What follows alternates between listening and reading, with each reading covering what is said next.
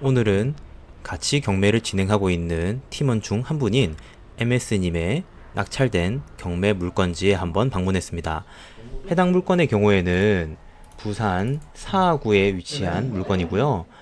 물건의 종류는 다세대입니다. 해당 사건은 단 하나만의 호실만 나온 것이 아니라 약 20개 가까이 되는 빌라들이 동시에 나온 물건입니다. 해당 사건은 특이하게도 토지에 별도 등기가 되어 있습니다.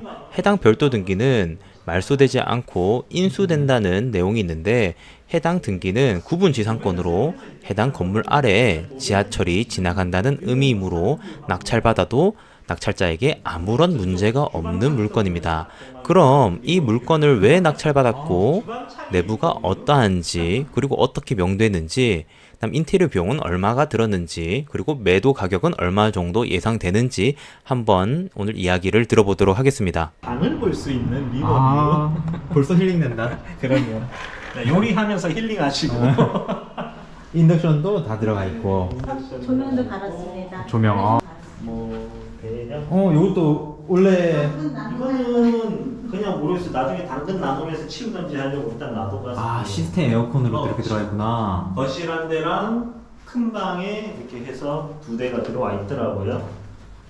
그래서 시스템 에어컨이 들어와 있고. 마루도 잘 들어가 있네. 네, 마루도 뭐 찍힌 게 조금 있긴 한데 전반적으로 상태가 굉장히 양호해요. 여기도 시스템 에어컨으로. 그래서 거실에 하나, 방에 하나 해서 두 개가 들어와 있더라고요. 혹시 냉장고도 옵션으로? 냉장고는 전 소유자 거라서 이거는 협의 중에 다 있습니다. 닦았어요. 어제 울면서 닦았어요. 닦기 런데요 닦기 전에 식었어요. 닦는 건 내가 닦는데 나는 아니고 옆에서 보고 계신 분이 울더라고요. 요것도. 이것도 전 소유자 겁니다. 아, 그리고 린나이 오케이. 컨덴싱 보일러. 이 건물이 이제 2019년도에 이제 그 신축되고 소유권 보존 등기된 거라서 아직 5년은 안 됐거든요. 만 5년은 안 됐고. 요거 낙찰 받으실 때 낙찰 가격이 어떻게 되죠? 낙찰 가격은 이제 1억 1,600 정도에 받았어요. 1억 1,600. 네네. 그러면은 보통 요 정도에 얼마 정도 거래가 되고 있죠? 일단은 이 건물 자체는 거래 사례가 없어요. 왜냐면은 이 건물을 신축하시고 이제 신축하신 건축주께서 전체 세대를 다 이제 월세를 받고 소유를 하고 계시던 상태에서 이제 전체 물건이 경매에 나온 사례거든요. 그래서 이 건물 자체의 가격은 거래 사례가 없지만 주변 건물을 봤을 때 비슷한 연식의 비슷한 평 형태를 보았을 때는 저희는 1억 5천 정도를 예상하고 있어요. 1억 5천. 이게 평수 어떻게 되죠? 평수가 이제 49제곱미터 해서 한 15평형이라고 부르거든요. 그럼 공용으로는 한 이제 조금 20평 가까이 되겠네요. 공용 면적까지 다 합치면은 그렇게까지는 안 될 것 같아요. 한 18평? 20평 정도 될 것 같아요. 꽤 커 보이는 게 지금 방도 두 개고 거실도 그렇게 작지가 않아요. 소파 놔두고 그다음 TV 걸고 하면은 충분히 한 아기까지 해서 한 3인 가구 정도는 충분히 지낼 수 있을 만한 이제 사이즈로 보이거든요. 네네. 하고 그러면은 요거가 낙찰 받을 때 내가 이걸 왜 낙찰 받아야겠다라고 생각을 하셨을까요? 우선은 요 근래에 봤을 때 이제 저희가 지금 이 하단 지역에서 비슷한 평형의 물건을 한번 낙찰받고 단기에 이제 한 2, 3개월 안에 매도를 했던 사례가 있어요. 네, 그래서 이제 그런 짧은 매도가 가능했었던 사례가 있었고, 그러면서 근처 부동산 소장님들하고 매수자들을 만나서 이야기해 봤을 때 충분한 수요가 있다라는 게 첫 번째 이유였고요. 그리고 이제 이 물건을 검색을 하다 찾았을 때 이 물건이 현재 이제 최저가가 1억 1천만 원대까지 떨어져 있는 상태인데, 아까 말씀드렸다시피 주변 사례를 바탕으로 해서 매도 가격을 생각했을 때는 1억 5천 정도, 저희 보수적으로 한 1억 4천 중반대까지 생각하고 있거든요. 그 정도 가격대에 매도를 하더라도 뭐 괜찮은 수익이 나올 수 있다 생각해서 이제 매도를 생각하게 됐어요. 이게 이 물건 딱 하나만 나온 게 아니라 네. 여기 층에 있는 모든 물건이 나왔잖아요. 네네. 그러면은 생각을 할 때 다 일반적으로 초보자분들 이렇게 생각할 수 있잖아요. 물건이 많이 나왔기 때문에 이만큼의 공급을 사람들이 소화하지 못할 수도 있다. 이렇게 생각할 수도 있잖아요. 네, 물론 그럴 수도 있습니다. 네. 그래서 저희는 우선은 요 물건이 이제 공동으로 경매가 진행되는 물건 같은 경우에는 세입자가 살고 있으면 이제 전체 세대가 다 매각이 완료될 때까지 명도를 하기가 좀 힘들지 않습니까? 그렇죠. 배당기일이 나중에 네. 잡히잖아요. 네, 배당기일이 좀 많이 늦춰질 수가 있어서 그때까지 명도가 힘들 수가 있는데 저희가 임장을 통해서 조사를 해보고 뭐 전입세대 열람도 이제 발급을 해서 조회를 해봤을 때 이 물건은 공실일 확률이 굉장히 컸어요. 그래서 공실이라고 하면은 명도 자체가 없고 이제 소유권 이전을 받음과 동시에 이제 점유를 이전받아서 빠른 매도도 가능할 수 있겠다라는 판단을 해서 요 호실을 선택을 해서 입찰을 하게 됐어요. 전략적으로 좀 생각한다면은 남들은 이제 임차인들이 있는 집들이 아직 많이 있고 네. 요거 같은 임차인이 없으니까 네. 먼저 내가 입찰을 들어가서 남들이 이제 인도 명령 해가지고 뭐 명도하기 전에 네. 그 기간이 한 3개월, 4개월 더 걸린다 생각보다는 바로 빨리 팔겠다, 단기로 팔겠다. 네, 네, 맞아요. 왜냐면 그때까지 요 물건 하나만 시장에 나오니까 그렇죠. 이라고 생각하고 이제 진입하셨다는 거잖아요. 네, 네. 굉장히 괜찮은 전략인 것 같아요. 다른 분들하고 비교했을 때 다른 분들 물건이 나오기까지 말씀하셨던 대로 한 3, 4개월 이상의 시간차는 있을 거니까 그 안에 이제 수요자를 찾으면 괜찮을 것 같았어요. 그러면은 지금 일반적으로 여기 전체로 나왔다고 했는데 네. 그러면은 한 월세나 전세 가격은 한 얼마 정도로 형성돼 있을까요? 월세 같은 경우에는 지금 여기가 뭐 한 1,000에 50만 원 정도. 1,050. 네, 기본적인 뭐 냉장고, 세탁기 옵션 넣어가지고 네, 그 정도로 되는 걸로 알고 있거든요. 네네. 그러면은 안에 네. 입찰하기 전에 이 네. 시스템 에어컨이 집에 있는지 없는지를 모르실 수도 있잖아요. 혹시 입찰하기 전에 안에 옵션들이 이렇게 있다는 걸 알고 있으셨을까요? 알고 입찰을 했습니다. 확실하게 100% 알았던 건 아니고요. 이제 높은 확률로 있을 거라고 생각을 했는데요. 왜 그렇게 생각을 했냐면은 요 물건 같은 경우에는 2019년도에 신축 준공을 하고 소유권 보존 등기를 했던 물건이기 때문에 분양하고 이제 임대를 놓고 한 게 5년이 채 안 됐어요. 그래서 요새는 정보가 인터넷에 굉장히 많잖아요. 그래서 이제 인터넷 검색을 해보면 월세를 놓기 위해서 부동산에서 사진을 찍고 뭐 올려놨던 정보들, 그다음에 처음에는 분양도 좀 생각을 하셨었나 보더라고요. 그래서 분양을 위해서 했던 광고들이 있더라고요. 그런 광고에 보면은 이제 전세대 시스템 에어컨이 있었다고 그런 내용이 인터넷에 있었고요.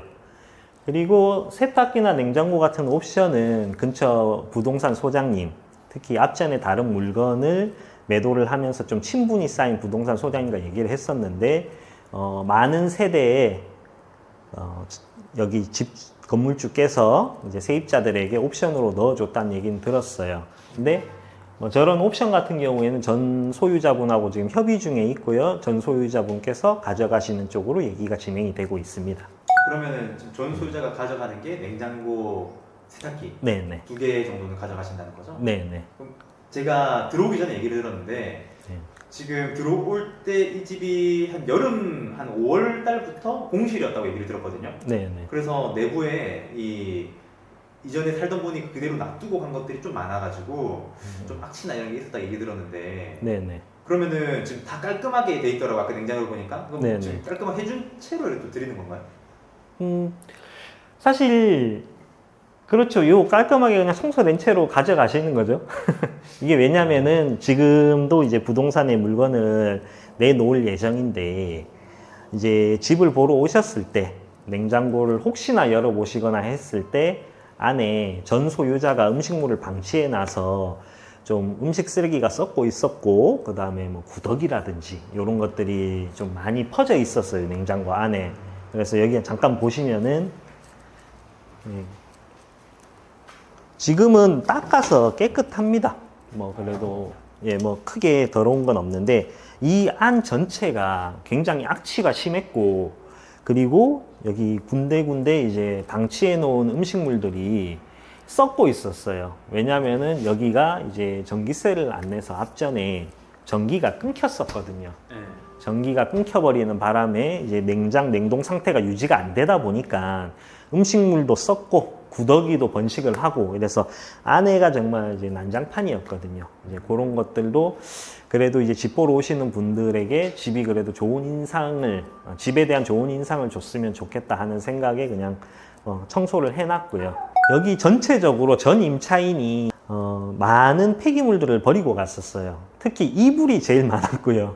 네, 이불도 있었고 뭐 기타 여러 가지 잡다한 생활용품들을 놔두고 가셔서 꽉 차 있었는데 폐기물 이제 뭐 트럭을 불러가지고 싹 빼낸 상태입니다. 지금은. 네, 그렇게 해서 지금 입주 청소까지는 아니고 그냥 간단하게 폐기물만 빼고 냉장고 정도만 이제 청소를 해놓은 그런 상태로 네, 우선은 이게 부동산에 이제 물건을 내놓을 예정이에요. 그래서 제가 이제 유튜브 올리면서 사람들이 좀 많이 궁금해하는 게 있거든요. 내가 그러면 지금 1억 1천 정도에 받으셨잖아요. 네네. 1억 한 5천에 판다 하면은 이제 남들이 생각하면 4천 정도인데 네. 그럼 여기서 추가적으로 우리가 드는 게 더 많이 있잖아요. 그렇죠. 그렇죠. 취득세도 그렇고 네네. 그 다음에 하고 나서 이제 저희가 청소하는 비용이라던가 네네. 또 누가 인도 명령하게 되면 인도 명령에 대한 강제 집행 비용이라든가 뭐 이런 열세 비용이라든가 이런 게 들 수도 있고 지금까지 했을 때 내가 낙찰받고 딱 현재까지 추가로 든 비용이 어떤 것들이 더 있을까요? 우선은 취등록세 해가지고 1.1%거든요. 예, 이게 공주가 딱 1억짜리 물건이에요. 그래서 1억 이하까지가 이제 다 다주택자가 취득을 할 때 이제 기본세율로 1.1%만 내고 있잖아요. 그래서 딱 1.1%에서 취등록세가 약 130만 원 정도. 거기에 법무사 비용, 이제 법무사 비용도 한 100만 원 정도 들어갔죠. 그래서 한 200만 원 초반대로 이렇게 이제 취등록세 취득 비용이 들어갔고요. 그리고 지금 왔을 때 이 집이 연식이 오래 안 된 집인데 다 괜찮은데 도배지만 좀 지저분했어요. 그래서 도배를 약 이제 100만 원 정도의 비용을 들여서 좀 저렴하게 했습니다. 실크 도배로 했어요. 네네. 그래서 화이트 색상으로 깔끔하게 이렇게 도배를 전체 천장까지 다 해가지고 해놨고요. 그 정도 한 100만 원 정도 들어가고, 그 다음에 안에 있던 폐기물들을 치우는데 저 같은 경우에는 인테리어 업을 하다 보니까 조금 남들보단 저렴하게 치웁니다. 그래서 이제 폐기물 처리 업체가 아니라 이제 그 폐기물 처리장이 있어요. 폐기물 처리장에 저희가 이제 폐기물 트럭을 요청을 합니다. 그러면 1톤 트럭이나 2톤 트럭을 부를 수가 있거든요. 그래서 지역마다 다르고 업체마다 다른데 보통 1톤 트럭을 부르면은 트럭 기본 비용이 한 5만 원에서 10만 원 정도밖에 안 해요.